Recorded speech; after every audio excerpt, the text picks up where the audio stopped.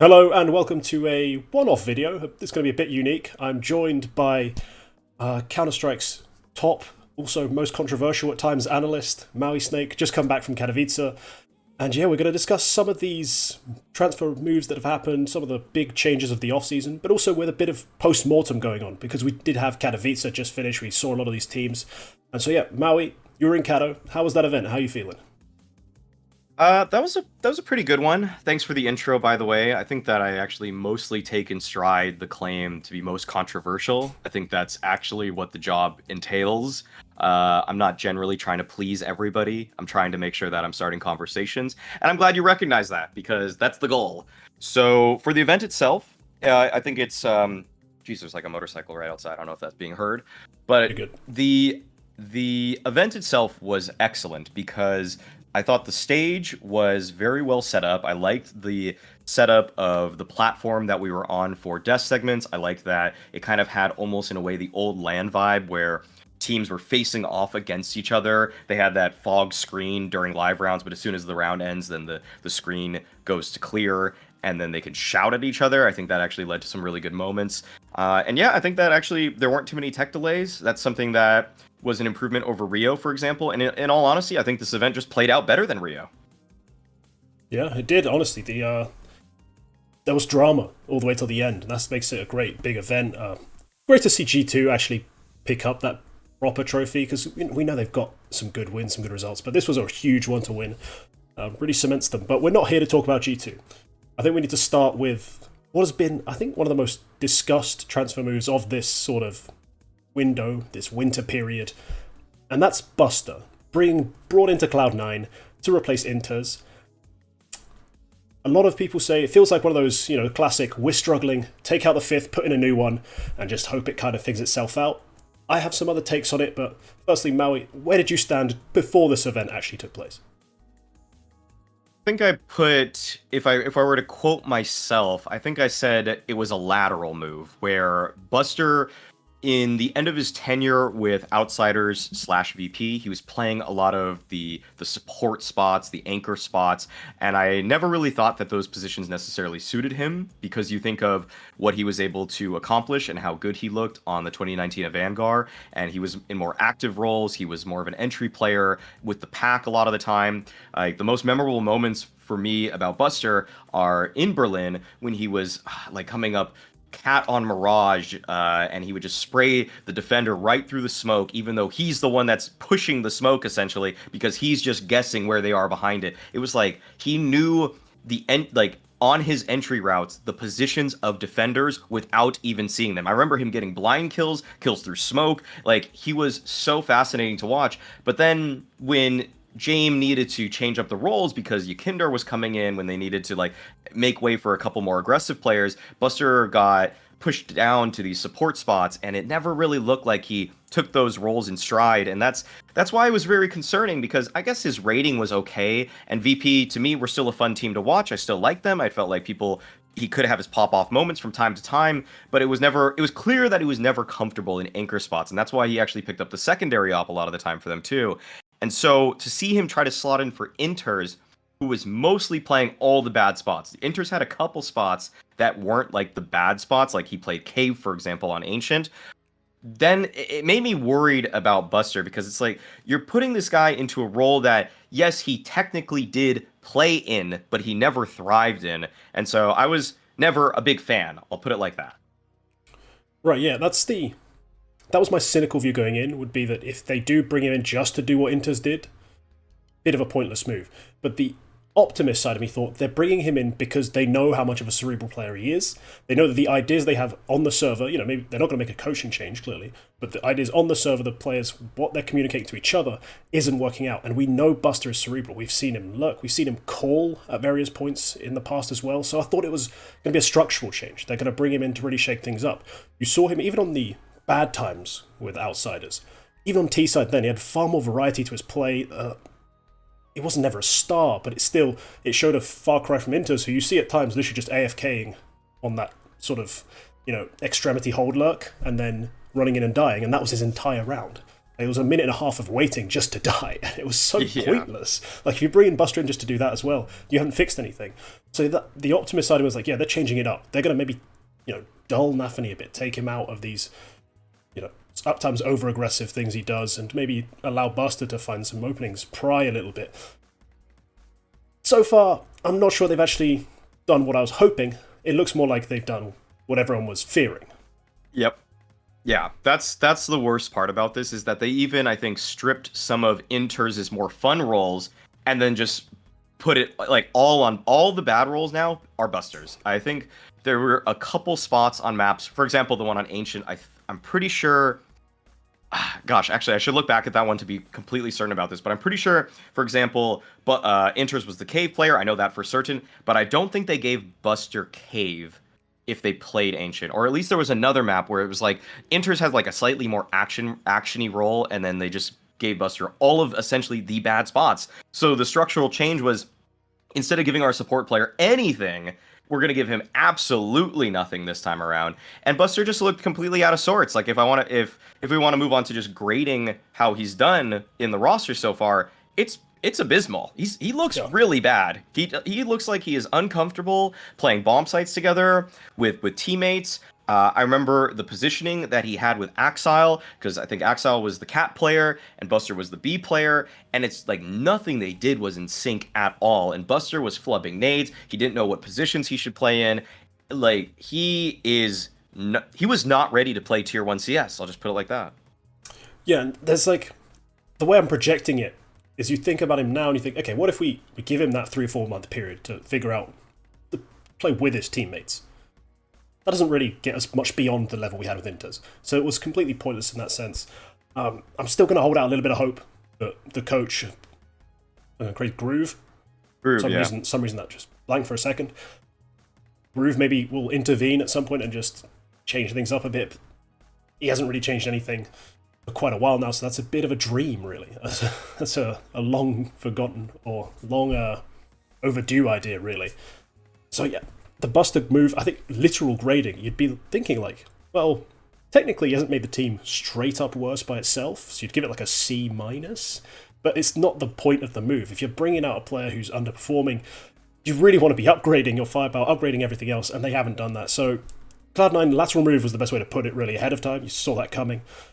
And yeah, I'm disappointed. I really thought they could have done something more interesting with this play. Change things up a little. But I think in the future, there's another move coming. And I think we all kind of feel what it is already.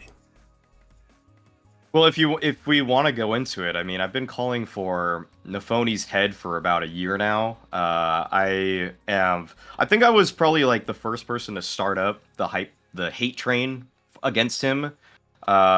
People have gotten on board, thankfully. I'm not just like, chugging along by myself anymore. I think people recognize this needs to be a structural change that, and yeah, like you bring up Groob and what he could do in terms of bringing structural change, but it's like, I think this team believes that the style that they played online is going to work, even though people have figured it out. Like, it was, I would say, in the like late 2021, early 22, people were really focusing in on what Gambit was doing. People were saying that this is kind of the new meta. People are trying it out now.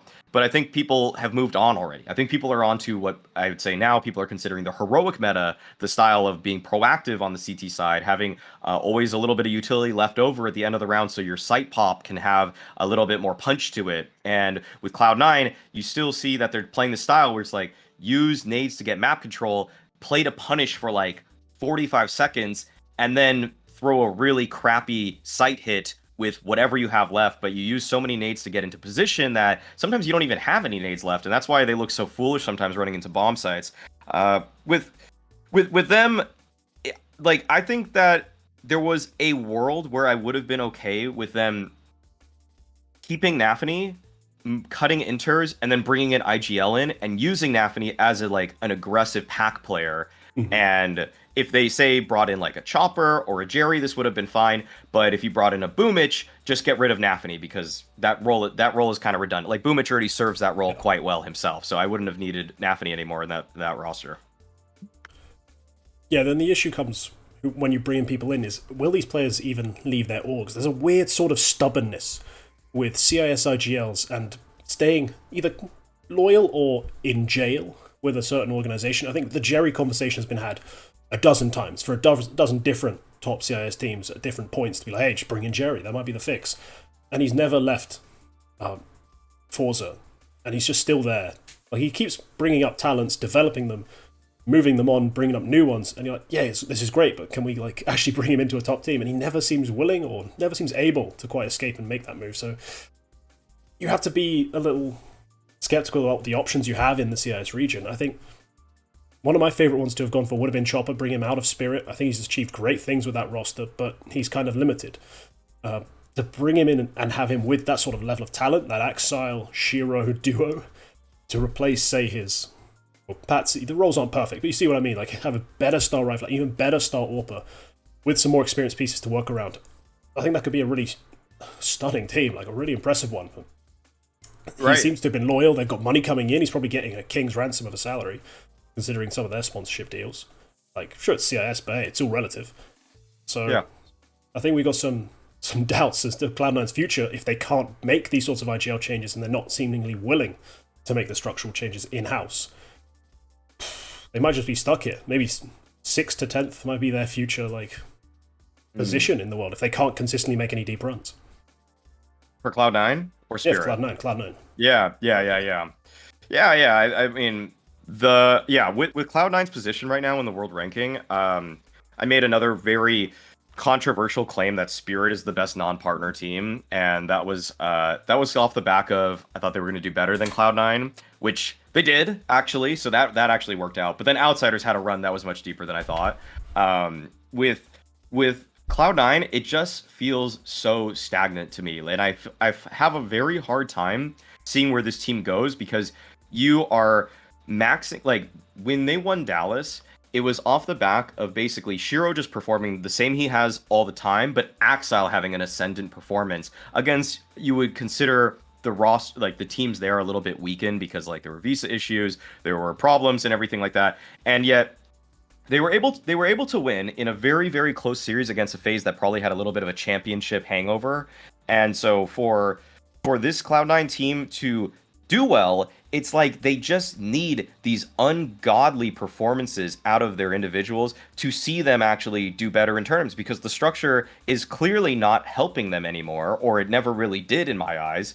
And so for them to actually, like, the worst thing about all this, and the reason I also hate watching Nafany in interviews, is like he always says stuff like, I don't think it's the strategies, or like he'll say things about, like, he doesn't think it's always the strats or the tactics. Like it's tough to, like, or he doesn't think it's the mentality. Like, he almost always says the wrong answer for me in every single thing. Like, sometimes he has said like, oh, our communication wasn't good or something like that. It's like, why? Like, why are you having these problems? Or like, sometimes it's like, oh, I think he's kind of given such a roulette of excuses throughout the last year for when they've lost that at this point, for me, I'm kind of like, I think this guy just can't even identify what's going wrong ever. And that's why I just have so little hope for them to actually even hit 6th. You're saying 6th? I think, like, yeah, they're a team that's always capable of like powering up and beating people because of the individuals. But like, yeah, they're just never going to make a deep run for me, because it's like playing consistent CS with the most high variant style, which is what I think they play now, it's just pretty much impossible. Yeah, that's a rational fix. If they don't get the deep runs, then that world ranking with ESL will start to diminish. They'll stop getting those invites, and they will have to go through the struggle again. Start going back to those online qualies, which, as we're seeing today, I think live unfolding now, the last open qualifiers, it's pretty much a free-for-all. It's a dog-eat-dog world, and you're going to get online peaked by some random guys on 50 ping. That's just going to happen. So, in conclusion, Cloud9, not a great move, more needed, or just systemic changes need to be had, because if you can't figure out what's wrong, the results are only going to go down. It's going to be the end of the line shortly. So you need to actually start readdressing what your actual problems are and make those right moves. 'Cause currently, it's let's give it a letter grade. Let's give it a letter grade. What would I you was give thinking it? C- already, like just C-. You haven't really improved anything. Technically, you didn't make the word, like you didn't sign Bird from Sky, who doesn't speak Russian and isn't a fragger. Like you didn't make some crazy move. Like, that it's completely dog shit, but at the same time, he didn't improve a single thing, so I'd give him a C-. Oh, I would have done D. Yeah, I would have given it a D because I think that we still like the only reason I'm not giving it like if it were results oriented F, it's just an F. But in terms of like how I still perceive the move is that it's still kind of it should be a lateral change at the end of the day. But it actually seems like it's like not lateral. It's like slightly it's a slight decline for them. So that's why I say it's a D. I mean, I think with Interz they'd probably beat IHC. Maybe, yeah, the comfort's there, the B holds stronger, yeah. Yeah, that's a fair point. Those games were close, so beating IHC would have been nice, I think, expected. Yeah. Mongolian CS, man. It's crazy. These kids are cracked. Moving on to the second, I think it's not necessarily the biggest one. It kind of flew under the radar because it happened, and then the winter break happened because it kind of happened before everything kind of ended, so not as many people were talking about this coming into this year, but Chiron being signed onto Outsiders, replacing Norbert. Now, I'm going to let you kick off on this one because I know you have some opinions about Norbert, and I think, your initial thoughts on the move might be quite interesting. So what do you think about it before we ever saw him play? Okay, my opinion before we got to Kato was that this is one of those moves where you're definitely taking a step or two back. To hopefully eventually take more steps forward, because Norbert to me was the least valuable person on the Outsiders roster that made their major run, and that's because he was kind of just a piece that James decided, okay, we have these spots and we don't really have anybody that can play them, so we're just going to put you in these, and they actually shifted a couple of his spots during his tenure with Outsiders. Like, for example, he was the A overpass rifler. Then Fame took that spot up, and that's when they had their huge streak of winning overpass games at the major itself, because they swapped spots. And so, to Norbert's credit, he seems like he's actually at least semi-versatile, but to me, the best, and this is a compliment to him, is that you'd call him a jack of all trades, master of none, but I don't even know if he's a jack of all trades. I think he's just is a bandage on a problem for Outsiders that they were able to stick on something when you really needed that real surgery. And I think Chiron is that's getting in deep. That's actually changing up the outlook of this team, because now you have another early brawling rifler, and Chiron is such a higher skilled player than Norbert, but it's just that he never played any of the positions that Norbert did. So 1-to-1, just completely different players. But you would hope it's kind of like the Yabby refresh move, where it's in role-wise, this makes no sense in the world, but Yabby is much more skilled than Refresh, so if he gets the hang of all of this, we are going to be a much better team. And that's, I think, what James and Outsiders wanted. They wanted to just push their ceiling higher, even if it meant we're going to have some growing pains. And that was kind of how I assessed this before the move happened, that Outsiders probably shouldn't be that good for a while, which is why I said, this is why I said Spirit are the best non-partner team, because I thought Chiron would be a bigger step back for them. But they still actually made playoffs, which is impressive. But yeah, my rating before watching it, I probably would have gave it a B to B plus before watching them play at all. Yeah, I had that same sort of fear of initially this is going to be a bit of a struggle, because I've seen Chiron play in the academy teams, on teams like Aurora, and I'm kind of obsessed with this sort of stuff. I pride myself on scouting these sorts of players, and he was nuts. Literally, I think a bit crazy, because he would just take opening fights endlessly, no matter what, through flashbangs, mollies, nades, and probably the will of his IGL. Just do stuff and fight and die. And yeah, he was skilled, and, well, I think 58% of the time when he just ran out into mid and fought an AWPer, he headshot him first. And you're like, great, can we get a little bit of control? Something measured, something thought out, and there was very little of that. So I was thinking, for a team like Outsiders to bring him in, you're going to have to do a lot of, if not micromanaging, just literally forcing him to just stand still. Just practice, don't touch your keyboard. That might have to be the sort of training they go through, because that kid was absolutely wild. Removing Norbert, though, felt necessary. You mentioned, he's kind of it's the band-aid move that he was. For me, it looked like, oh, we're buying Fame. We need another player. This guy's at the same org. We've got a discount. It doesn't even feel like they scouted him for the thing. They just literally went, we'll have this one as well. And then they got Norbert in. he was at times. I think a lot of people remember him in tier 2 having some good maps, having some good matches, but he was clearly just not as good. Like, he just wasn't taking the same sort of steps. He wasn't going to make the same progressions. It's why, when Fame first joins that team, he's kind of playing the hard entry semi-bitch spots, but then slowly gets the better and better roles. Slowly his rating well overtakes Norbert's, and by the end of it you're thinking, yeah, it's clear. There's only one real talent on this roster, and that was him. So yeah, he's given those sorts of bitch roles, he's given those sorts of, helper, supportive spots. I think by the end of it, yeah, I looked exactly what Chiron's roles are now, to see if there's any changes. Of the maps I checked, the only one that changed is they've rejigged their Inferno setup. Like, so they actually made some adjustments there. I think maybe to make Chiron more comfortable, because Norbert was in pit. They brought Chiron in to play pit, but it moved Flit away. Like, it's weird. Like, they've brought Fame in to play with Chiron now and moved Flit over to B, which is a bit like it's a weird one. But they jiggled things around a little bit just to account for it. So I think maybe there was some comfort thing there, but it's some odd little changes. But that's the only one where I saw any changes. Everything else was the exact same. Like, maybe Chiron has a couple more duels. Aren't they making him B anchor on Mirage? Which, I feel like that's just not a Chiron position at all. Like, he should be swinging off Cat every round. That's the problem. They have 3 players who could be doing that, though, right? Like, they have Fame, Flip, and Chiron, who could all be swinging out Connector, swinging out. You kind of have to be like, one of you can't do it. Yeah, that's like where this becomes really weird for Outsiders, is that I would consider their 3 big riflers to be like early brawly riflers. Like, they don't have that like late round guy like Hunter. Like, I guess they probably want that to be like Flit. Like, Flit should become that because he's the most experienced in my eyes, but he's still, like, to me, like an early mid round type of guy. Well, he's taken 30% of opening duels. Like, statistically, he's really not that guy. So they haven't figured that out yet.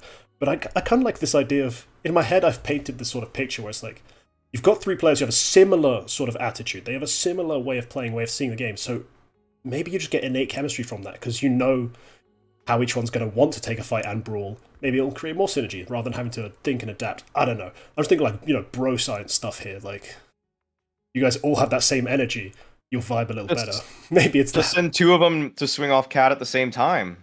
Yeah. Actually, like do something that's actually a little bit out of the, like, don't actually look at the textbook. Don't, like, James got to write a new one. He's got to actually come up with a new idea. If they make this work, I mean, Outsiders are, again, like, just more credit to James, more credit to Doston, because this is like taking 3 FPL players essentially that are like all winning every week or whatever, and then suddenly finding a way to put them into a team structure.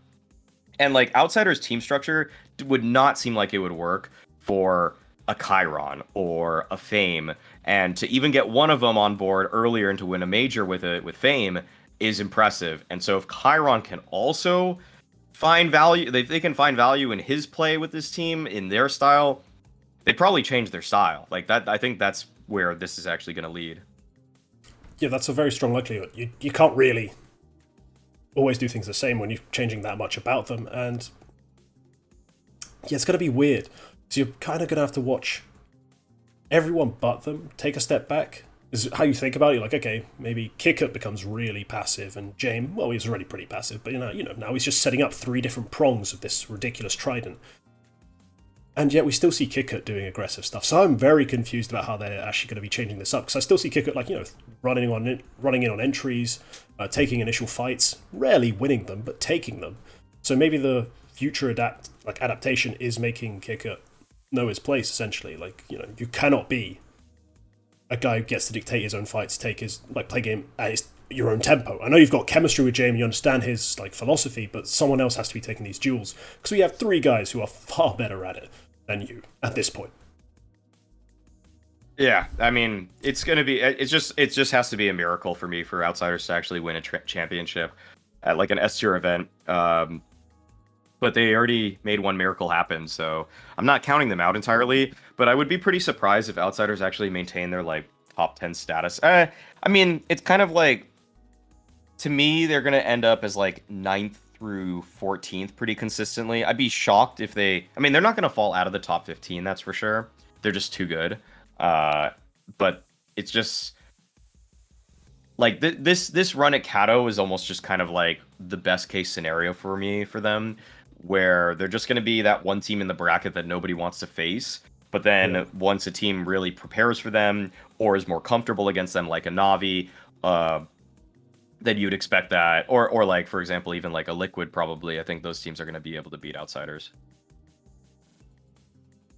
Yeah, I mean, I like their odds against a Liquid. Give me a Liquid as favourites, and I'll bet on the underdog anytime in that matchup. I'm really I'm kind of a big fan of just the way they're loaded up. Like, they're ready to fight with anyone, and they are going to upset a lot of people. I think long term, championship aspirations are a weird one, because already we weren't really expect them to win in Rio. It was a bit of a, not fluke. They beat who was in front of them, and they beat most of them fairly comfortably. It's more of just a lucky draw, because everyone else kind of didn't do what they were supposed to do. Like, if everyone else took care of business, you don't see this sort of event happening, and we're probably not having to, like, dull expectations in the same way. We should be talking about a team who were 9th to 14th, and talk about how, hey, maybe this can push them over because they'll eventually adapt to it. I think making 6th at Katowice, or top 6, they made quarterfinals. I hate this six-man playoff thing with 2 quarterfinals. Like, what is this? Yeah, it's really strange. That kind of raised expectations. I don't think it definitely would have to raise any potential grade on this move, because you've got a proof of concept. We're not going to say it's replicable. It could be a bit of a honeymoon phase. You do have some structural things to address. But hey, clearly, if you make it work with this group of players, you can win events. Win events. You can make playoffs at events. You can actually go beyond that 9th to 14th sort of range that we were talking about. So I kind of like it. I'm going to throw out there, we should move on to grading, and I'm going to give them, overall for this move, an A-, because I'm a big fan of Chiron. I like what they've shown already, and I think given enough time and given enough Jame and Dastan, this concoction continues to work at the same sort of level they were working at before, potentially with a higher ceiling than they did have. Yeah, I'll keep like my previewing them rating of B+, I'd say. I would say that I give it points for the fact that they were gutsy enough to recognize we need to get rid of Norbert. Like, we're getting ahead of the curve here. Like, winning the major should have extended. For a lot of teams, winning the major is like, oh, okay, we won this. We should stay together for 6 months and see what happens at the next major, right? Give them another one. But it's like, no, just identify right away. They identified it right away that it was bad. And so it didn't have legs. And so they nipped it in the bud, and then they just went all in on a really high skill player. And I guess I just haven't seen it like take enough big scalps that I like really want to give it an A-. Like, in fact, I might even give it a B, because the teams that they beat to get through to the playoffs to me were a lot less impressive, because they beat on the last day there, they beat an OG team that was using their coach, and they could have lost that game if Flames were playing. That felt close enough, actually. And then they beat a Complexity team who are kind of just notoriously chokers in kind of like whatever the new big match is for Complexity. They just have a knack for choking it, whether it's to qualify for the major or to beat Navi at the end of the blast groups or to qualify for playoffs of Kato. They just are always going to lose those games, despite the fact they'll get themselves to the point where they are in the position to win them. Whatever. Complexity is a whole nother topic, but I just think that Outsiders run is a little bit less. It's impressive by placing, but it's not actually impressive by who they defeated. Okay, yeah, that's fair enough. So there's one more kind of CIS move to talk about. I think we can touch on briefly. I think it's going to be the hardest one to truly judge, because so far not a whole lot's happened, and there's not been much stability surrounding it. But that's NIP bringing in an AWPer now. Previously a rifler again, but hey, he's brought in for the full-time AWPing job. We know he can do it, and he's really doing it somewhat decently. That's Headtrick onto the Ninjas. Bit of a strange one, because historically, Headtrick isn't a player who exclusively AWPed. He played on an incredibly talented Navi Academy, which had, some all-time greats. An AWPer who definitely took the main spot, which was Munacy before he was signed away to G2. But did a good job once he had to be picking it up. He kept putting up those massive numbers. He gets signed to NIP, and initially it felt he was a bit passive, a bit tentative. He had a lot of games where he just didn't die. But finally, I think towards the end there against Outsiders, he put up a massive series, finally showed some potential. but his riflers just fell away, and they lost the series. So, Maui, Headtrick, did you have any real like scouting on him, some insight that you kind of liked this move, or did you think maybe there was some issues under the surface?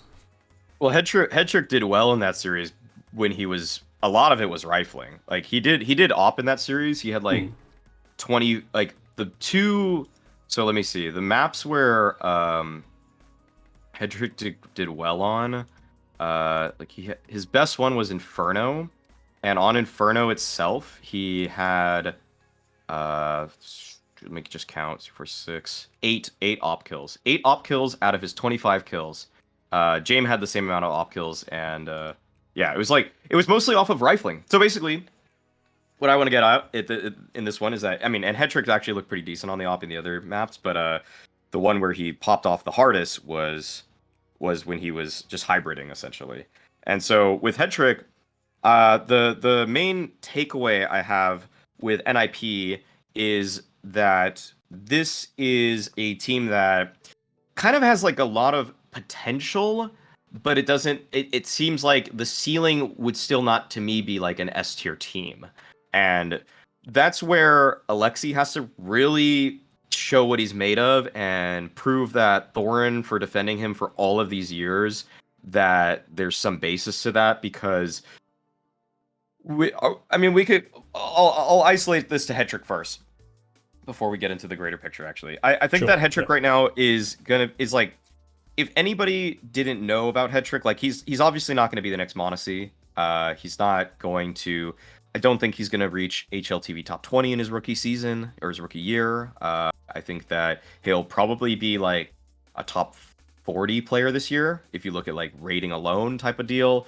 But it's tough for me to believe that Headtrick has like what Headtrick was really good at in the Academy League to me was like kind of brute force, good rifle work, good mechanics, but not necessarily like team play. And that's where I think this team might be a little weird for him, because I think that it's going to be one where Alexi's going to be like implementing the system, and I don't know if Headtrick is used to playing with so much system around him, and I think that's where it's going to be like when they're going to get to a point where this NIP team reaches like top 10 in the world, and they're kind of like almost getting into the playoffs, and I think that's when Headtrick will probably have a hard time playing in whatever rigid structure Alexi wants, because I think that when he's freed up and he believes that he's the best player in the server, he can take over games, and he actually did. He did that. I mean, he did that against Outsiders. But when they have a little bit more in place, then I almost feel like he's going to do worse. And I feel like this is kind of also like the one thing that I also get really worried about with new oppers is that like, I think an opper's best event, like rookie oppers, their first event is almost always their best event. Like for Orgy, I felt like that was the case. For a few, like OC was actually pretty good in his opening pro league with Liquid. Like, because people don't know the tendencies of an opper yet, they don't know what it's like playing against them in the server, and so they frequently just like, oh, he's a late round guy. Oh, he's going for opening picks in these certain ways. We have to watch. So now we have to watch out for this. He likes doing these things. And to me, Headtrick doesn't seem to have like as varied of a playbook yet for himself as an opper. So that could grow over time. But if your coming out party is this event, then I just think he's going to be like a 1.09 rating type of player for the year. And I think that's just okay. It's not an average to me. opper. Yeah, he's just an average. I think he's just going to be an average opper. And even eye test alone, I don't think his rotations are necessarily that good. I don't think that he's hitting all these shots where it's like, because I opted like the tier 2, tier whatever level. Like I opted in Premier, and when I watch him play, I'm like, I could hit all these shots that he's hitting, and he's not hitting all the shots that I know I couldn't hit. And that's where I'm like, where I draw the line, where it's like, I shouldn't be thinking that. When I watch most oppers that are in the tier 1, I am consistently just like amazed. I'm like, holy, like he could hit that, he can hit that, he can hit that. And for Headtrick, it's like maybe one shot per 2 series am I actually impressed by, and then that's to me is not enough. It's just not enough. So I personally, like, I don't think Headtrick's that good. I just don't think he's that good. I think he's a great rifler. I think he's a really, really good rifler. I think he could be a rifler on a tier 1 team. As an opper, you're gonna get someone that's like a little bit like OC, but actually doesn't know structure as well as OC does. Yeah, that's fair. That's fair. I mean, the first comparison was always Mauisnake. It was always going to be, can he be the next one? The answer was really no. I don't think, even at the academy level, he didn't look quite like the same prospect. So I think that's correct. I think the bigger issue then lies with NIP is how do they make things work as a 5? Because that's a brilliant summation of who Headtrick is as a player. But as a player on this team, we then have an issue of, well, firstly, not everyone really seems to be in their optimal roles. I mean, even the signing of Config, I think, makes that worse rather than better. And then you've still got a young, loose AWPer who technically is committed to the role. That's nice. It's no longer some random guy who's agreed to do it. It's actually a dedicated AWPer for now. We still have the massive, like, glaring issue of Brolan isn't really playing up to his level. He had three maps where I was like, oh crap, I was completely wrong. And then, yeah, no, everything went back to normal. His opening attempts dropped off a cliff. His opening success rate went even lower. I just really think that this team has too many issues to ever be solved with simply bringing in the AWPer.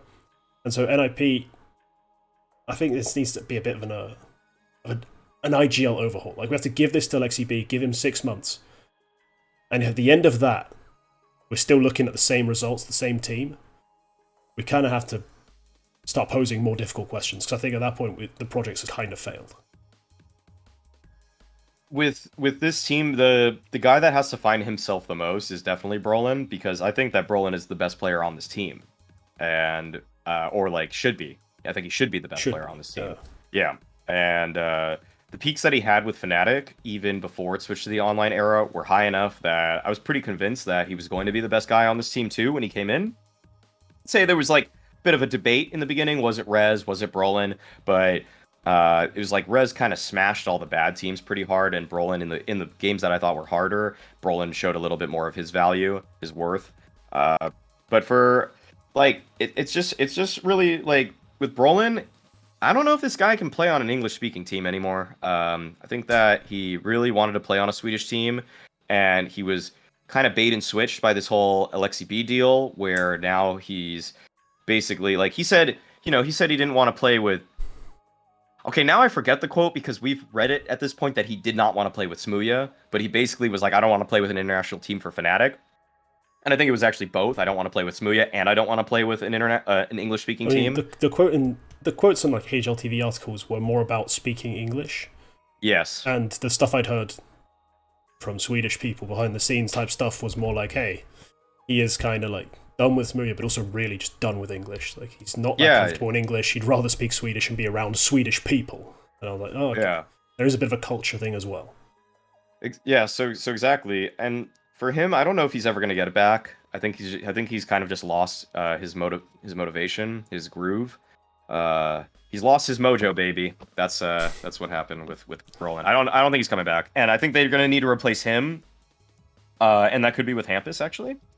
I wouldn't even necessarily mind that because there's some role overlap on what they like to do on T side, so that could work. Yeah, I think actually if you just went 1-for-1 Brolin for Hampus when Hampus is in a better state, like can't really say exactly what's going on with him, but it seems like it's mental. If he comes back, if he's ready to play again, ready to compete, just put him in for Brolin, and I think this team is in a much better position, actually. Okay. Well, now it's time to have the difficult conversation. How do we even grade this move? I'll let you take the lead on this one, because I'm curious to find out, as a conclusion to all of that, what you actually think. I think it's an A, actually. I think it's an A because Rez said he doesn't want to op anymore. So you have to do this. You had to get an opper. So who are you going to get?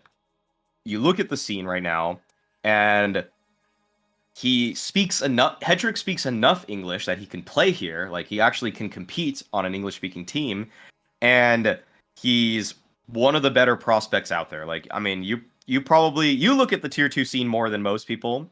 So I'm sure maybe Regali was the guy, right? Like, it could have been a few different people that could have been this position.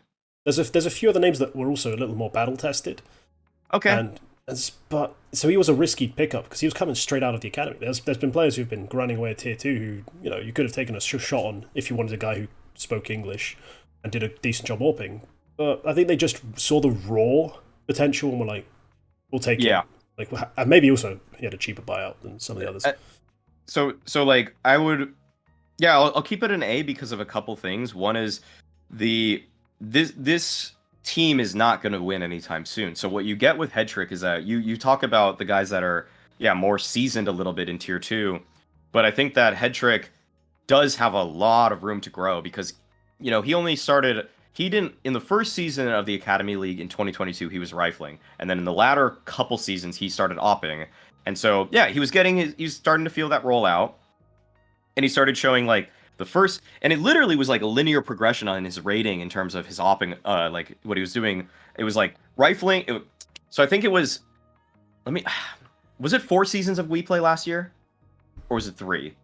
But I know that. So I'll say this: in the first season, he was rifling, and he had a very like a 1.3 plus rating, like 1.3 rating. Yeah, something crazy. Yeah. In the second season last year, he started opping, and he had like a 1.1, and so it went down pretty drastically. But then in the next one, I think he had like a 1.26, and in the one after that, like so his third season opping, he had above the rating that he had rifling. So it's like, okay, your opping ability has actually translated, and what you've learned has translated to statistical output. And so it does seem like he is progressing very linearly while opping against that poorer competition. And so if he now opts against even harder competition with the skills that he had in that league, you would imagine that it's going to be hard, and it's going to, but he has the ability to do it. And so with that, he's going to learn a lot very quickly. He's very hungry. Like he idolizes Monacy right now. And that's someone like, if you idolize him, you're going to work your ass off, because Monacy works his ass off too. So in terms of like not being too jaded or too stuck in your ways, Headtrick's probably one of the most malleable, moldable talents that are out there right now. And that's why I really like this move, because you needed to get an opper. You got one that's high skill, that can change how he plays, and probably doesn't mind being told a little bit of what to do, because he's just guessing right now. Like, he's just doing what he thinks is right, and he's doing very well. But there's no way where he's like, oh, on my last team I did this. It's like, just like immediately, if I'm Alexi B and Headtrick says, on your last team you do this, in the last season you were playing on Navi Junior. Like, I don't care what you were doing on your last team. Like, I'm gonna tell you what we do in Tier 1 CS, and you're gonna do this. And even if they battle a little bit, I think that's fine. I want Headtrick. Headtrick's gonna learn, and that's why like I don't love it. I don't love what I'm seeing in the server just yet from Headtrick. Like when push comes to shove, he's busting out the rifle to get the most work done.